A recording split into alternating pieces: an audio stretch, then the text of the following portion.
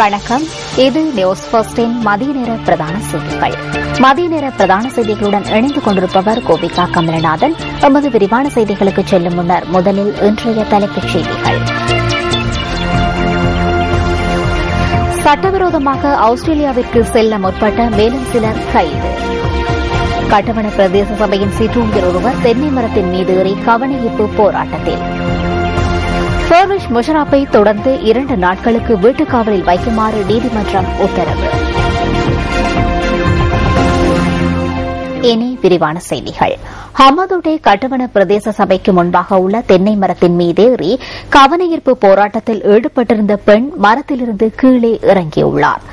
சேவையை நிரந்தரமாக்குமாறு கோரிக்கை விடுத்து பிரதேச சபையின் பெண் சிற்றூழியர் ஒருவரே இந்த கவனஈர்ப்பு போராட்டத்தை மேற்கொண்டிருந்ததாக போலீஸ் ஊடக பேச்சாளர் அலுவலகம் தெரிவித்துள்ளது. இன்று காலை 5:30 தொடக்கம் முற்பகல் 9:45 வரை குறித்த பெண் மரத்தின் மீது ஏறியிருந்ததாக எமது பிராந்திய செய்தியாளர் கூறினார். 3 பிள்ளைகளின் தாயாரான 34 வயதான பெண் சிற்றூழியரே இந்த கவனஈர்ப்பு போராட்டத்தை மேற்கொண்டிருந்தார். இது தொடர்பில் கட்டுவன பிரதேச சபையின் தலைவர் ஆரியதாச வீரசிங்கவிடம் வினவிய போது குறித்த சிற்றூழியர் நிரந்தர நியமனத்திற்கான கல்வி தகமைகளை பூர்த்தி செய்யவில்லை என தெரிவித்தார்.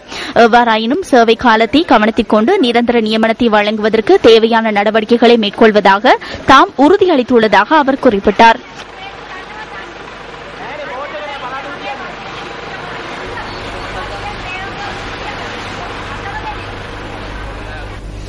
சட்டவிரோதமாக ஆஸ்திரேலியாவுக்கு செல்லவிருந்த மேலும் 44 பேர் இன்று அதிகாலை அளுத்கம கழுவாமோதர பகுதியில் கைது செய்யப்பட்டுள்ளனர். இதில் 5 பெண்களும் 6 வயதுக்கும் 10 வயதுக்கும் இடைப்பட்ட 4 சிறுவர்களும் அடங்குவதாக போலீசார் தெரிவித்துள்ளனர். இவர்கள் யாழ்ப்பாணம், கிளிநொச்சி மற்றும் வவுனியா ஆகிய பிரதேசங்களைச் சேர்ந்தவர்கள் என்பது தெரியவந்துள்ளது. கைது செய்யப்பட்டவர்களில் முன்னாள் தமிழீழ விடுதலை புலி உறுப்பினர்கள் 4 அடங்குவதாக போலீசார் குறிப்பிட்டுள்ளனர்.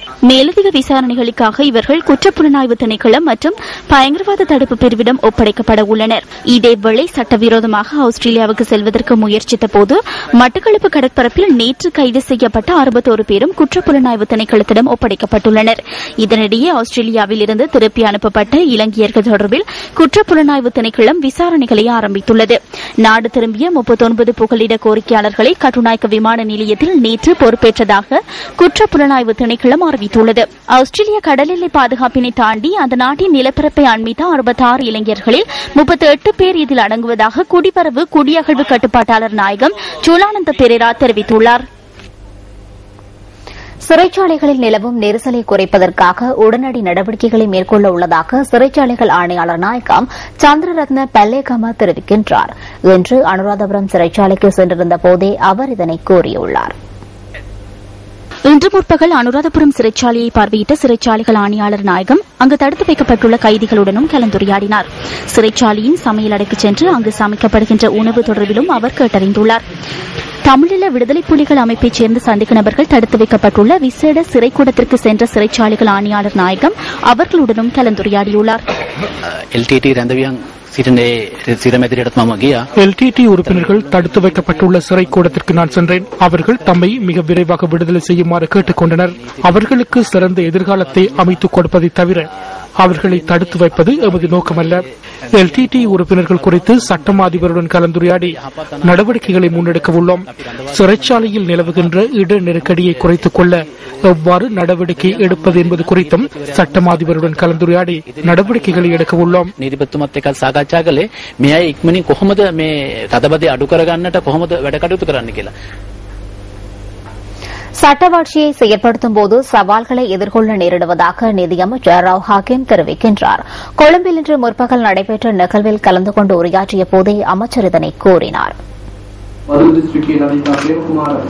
பயிலுனர் பட்டதாரிகளுக்கான நியமனங்களை வழங்குவதற்காக இந்த நிகழ்வு ஏற்பாடு செய்யப்பட்டிருந்தது.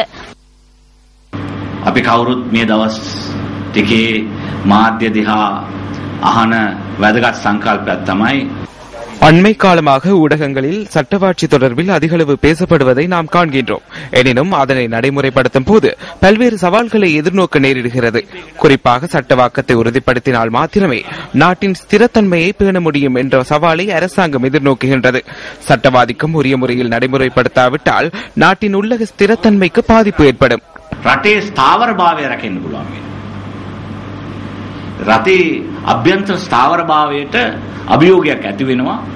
මේ නීති ආධිපත්‍ය කියන එක හරි හැටියට ක්‍රියාත්මක වුණේ නැත්නම්. அரசியல் கட்சிகளின் செயலாளர்களுடனான கலந்துரையாடல் ஒன்று அடுத்த மாதம் 3ஆம் தேதி நடைபெற உள்ளதாக தேர்தல்கள் செயலகம் அறிவித்துள்ளது. 2013ஆம் ஆண்டுக்குரிய வாக்காளர் பதிவேடு திருத்தம் தொடர்பில் இதன்போது கலந்துரையாடப்பட உள்ளதாக தேர்தல்கள் ஆணையாளர் மஹிந்த தேசப்பிரிய கூறியுள்ளார். வாக்காளர் பதிவேடு திருத்தம் தொடர்பில் அரசியல் கட்சிகளின் செயலாளர்களுக்கு விளக்கமளிக்கவும் திட்டமிடப்பட்டுள்ளதாக அவர் மேலும் தெரிவித்துள்ளார். ஹாங்வெல்ல நெட்டம்புவ வீதியின் ஹலகாத்கென்ன பகுதியில் இன்று அதிகாலை இடம்பெற்ற வாகன விபத்தில் 2 உயிரிழந்துள்ளனர். லோரி ஒன்று வீதியை விட்டு விலகி வீதியில் பயணித்துக் கொண்டிருந்த 2 மீது மோதியுள்ளதாக போலீசார் தெரிவித்தனர். பூகுட பகுதியைச் சேர்ந்த 75 வயது மற்றும் 70 வயதான 2 விபத்தில் உயிரிழந்துள்ளனர். சம்பவம் தொடர்பில் லாரியின் சாரதி கைது செய்யப்பட்டுள்ளார். இதேவேளை இன்று அதிகாலை வவுனியாவிலிருந்து கொழும்பு நோக்கி பயணித்த ரயிலுடன் மோதி ஒருவர் உயிரிழந்துள்ளார். அனுராதபுரம் புதிய ரயில் நிலையத்திற்கு அருகில் இந்த விபத்து நேர்ந்துள்ளது. வயோதிபர் ஒருவரை விபத்தில் உயிரிழந்துள்ளதாக எமது செய்தியாளர் குறிப்பிட்டார்.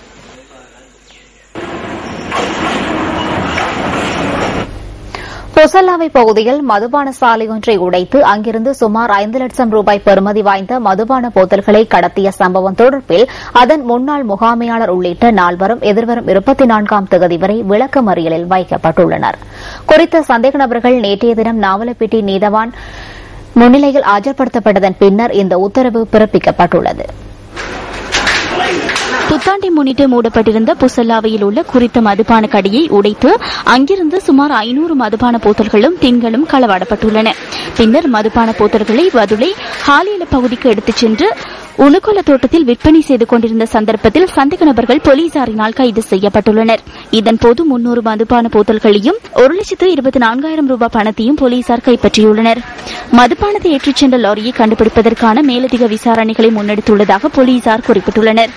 சம்பவம் தொடர்பில் விளக்கமறியலில் வைக்கப்பட்டுள்ள மதுபான சாலையின் முன்னாள் முகாமியாளர் நிர்வாக குளறுபடிகள் காரணமாக கடந்த 4ஆம் தேதி சேவையிலிருந்து நீக்கப்பட்டதாக தெரிவிக்கப்படுகின்றது.